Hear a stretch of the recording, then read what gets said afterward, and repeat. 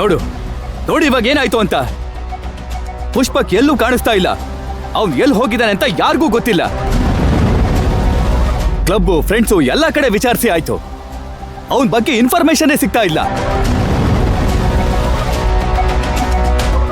ರೀ ಹಾಗಂತ ನಾವು ಸುಮ್ಮನೆ ಇರೋಕ್ಕಾಗುತ್ತಾ?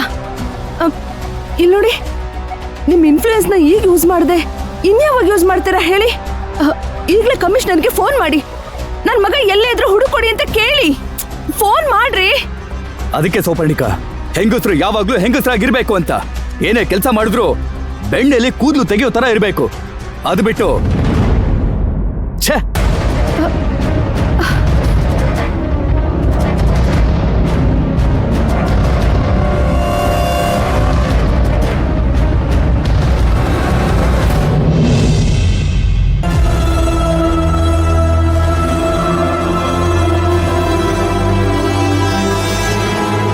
ಮೈನಾ ಯಾಕೆ ಹೀಗೆ ಮಾಡ್ದೆ? ಧ್ರುವ ಅಷ್ಟು ಹೇಳಿದ್ರು ಕೇಳ್ದೆ ನೀನ್ ಅಲ್ಲಿಗೆ ಹೋಗ್ಬಾರ್ದಿತ್ತು. ನಾವೆಷ್ಟು ಹೇಳಿದ್ವಿ, ನಮ್ಗೆ ಏನೇನೋ ಹೇಳಿ ಬಾಯಿ ಮುಚ್ಚಿಸ್ಬಿಟ್ಟೆ. ಇನ್ನೇನ್ ಮಾಡ್ಬೇಕಿತ್ತು?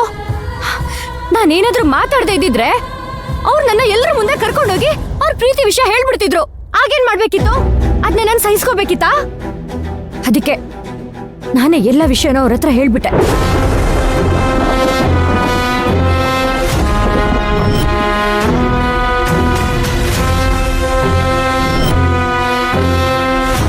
ಎಲ್ಲ ವಿಷಯ ಅಂತಂದ್ರೆ ನಿನ್ನ ಧ್ರುವ ಪ್ರೀತಿ ವಿಷಯ ಎಲ್ಲ ಹೇಳ್ಬಿಟ್ಟ? ಹೌದು.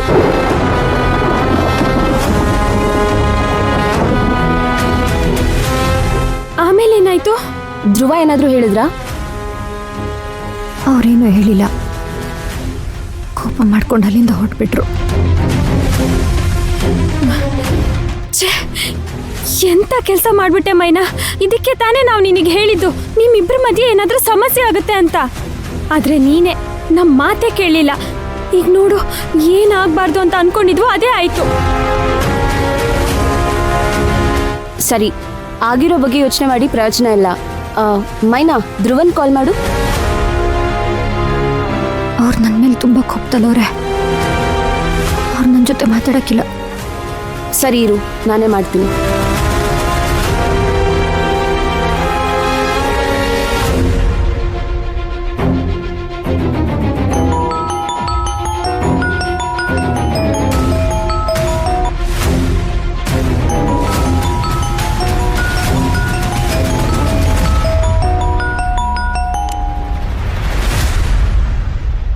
ಹಲೋ.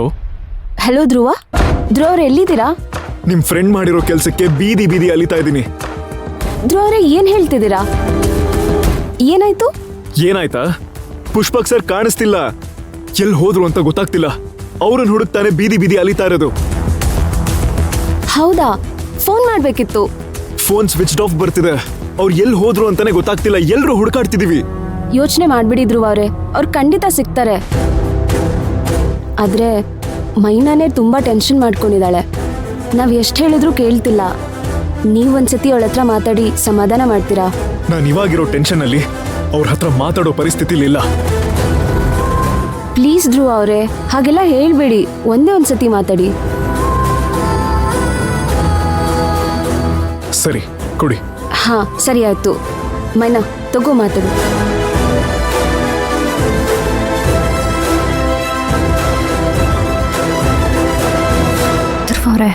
ಮೈನಾ ಅವರೇ, ಒಬ್ಬ ಒಳ್ಳೆ ವ್ಯಕ್ತಿ ಮನ್ಸನ್ನ ನೀವು ನೋಯಿಸಿದಿರಾ. ಅದೇ ಟೆನ್ಷನ್ ಅಲ್ಲಿ ಅವರು ಎಲ್ಲಿ ಹೋದ್ರು ಅಂತಾನೆ ಗೊತ್ತಾಗ್ತಿಲ್ಲ. ಅವ್ರನ್ನ ಹುಡ್ಕೊಂಡು ರೋಡ್ ಅಲಿತಾ ಇದ್ದೀನಿ. ಇದಕ್ಕೆಲ್ಲ ನೀವೇ ಕಾರಣ ಮೈನಾ ಅವರೇ. ಸತ್ಯ ಹೇಳಿದ್ರೆ ಹೀಗೆ ಆಗುತ್ತೆ ಅಂತ ನನಗೆ ಗೊತ್ತಿತ್ತು. ಅದಕ್ಕೆ ಸಮಯ ಬಂದಾಗ ನಾನೆಲ್ಲ ಹೇಳ್ಬಿಡ್ತೀನಿ ಅಂತ ಹೇಳಿದ್ದೆ ತಾನೆ. ಆದ್ರೆ ನೀವು ಆ ಸಮಯಕ್ಕಾಯ್ದೆ ನೀವೇ ಎಲ್ಲ ಸರಿ ಮಾಡ್ಬಿಡ್ತೀನಿ ಅಂತ ಹೋದ್ರಿ. ಈಗ ನೋಡಿ ಏನಾಯ್ತು ಅಂತ. ನನ್ನ ಉದ್ದೇಶ ಅದಾಗಿರ್ಲಿಲ್ಲ. ಮೈನಾ ಅವರೇ, ನಿಮ್ಮ ಉದ್ದೇಶ ನಿಮಗ್ ಗೊತ್ತು, ನನಗ್ ಗೊತ್ತು. ಆದ್ರೆ ಬೇರೆಯವ್ರಿಗೆ ಹೇಗೆ ಗೊತ್ತಾಗ್ಬೇಕು ಹೇಳಿ? ಈಗೆಲ್ರು ಏನ್ ಅನ್ಕೋತಾರೆ? ಮೈನಾ ಇಂದಾನೆ ಪುಷ್ಪಕ್ ಸರ್ ಎಲ್ಲೋ ಹೊರಟೋದ್ರು ಅಂತ ಅನ್ಕೋತಾರೆ. ಅವಾಗೆಲ್ಲ ಆರೋಪ ನಿಮ್ಮೇಲೆ ಹೊರಿಸ್ತಾರೆ. ಆಗೇನ್ ಮಾಡ್ತೀರಾ? ಇದೆಲ್ಲ ಎಲ್ಲಿಗೆ ಹೋಗಿ ಮುಟ್ಟುತ್ತೋ ಅಂತ ನನಗೆ ಟೆನ್ಷನ್ ಆಗ್ತಿದೆ.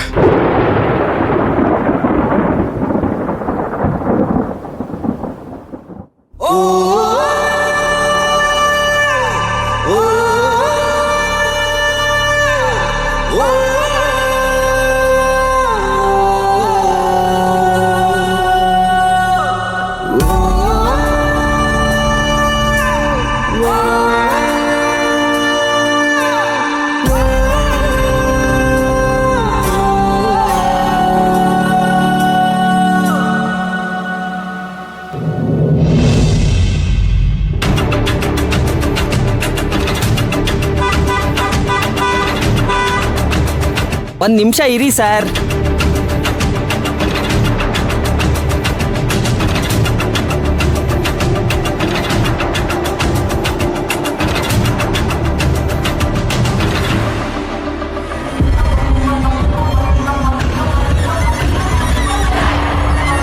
ಸರ್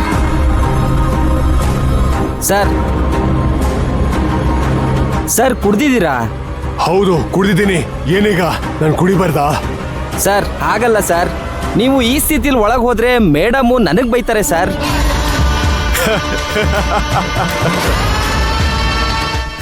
ನಾನು ಮನುಷ್ಯನೇ ಸರ್, ನನಗೂ ಭಾವನೆಗಳು ಅಂತಿರಲ್ವಾ?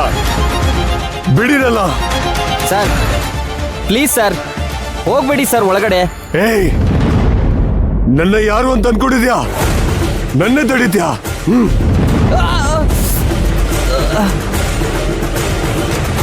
ನೀನ್ ಯಾರು ನನ್ನ ತಡಿಯಕ್ಕೆ? ನೀನ್ ಯಾರು? ಸರ್ ಬಿಡಿ ಸರ್. ಸರ್ Don't touch ನಾನು ಹೇಳೋದು me. ಕೇಳಿ ಸರ್, ಒಳಗಡೆ ಹೋಗ್ಬೇಡಿ ಸರ್. ಸರ್ ನಿಮ್ಮ ಕಾಲಿಗೆ ಬೀಳ್ತೀನಿ ಸರ್. ನೀವು ಈ ಪರಿಸ್ಥಿತಿಲಿ ಒಳಗೆ ಹೋದ್ರೆ ನನ್ನ ಕೆಲಸ ಹೋಗುತ್ತೆ ಸರ್. ಪ್ಲೀಸ್ ಹೋಗ್ಬೇಡಿ ಸರ್. ಏಯ್, ನನ್ನ ತಡಿಯಕ್ ನೀನ್ ಯಾರು? ಆ? ಏಯ್ ಮೈಲಾ, ಬಾರ ಹೊರಗಡೆ. ಆ? ಸರ್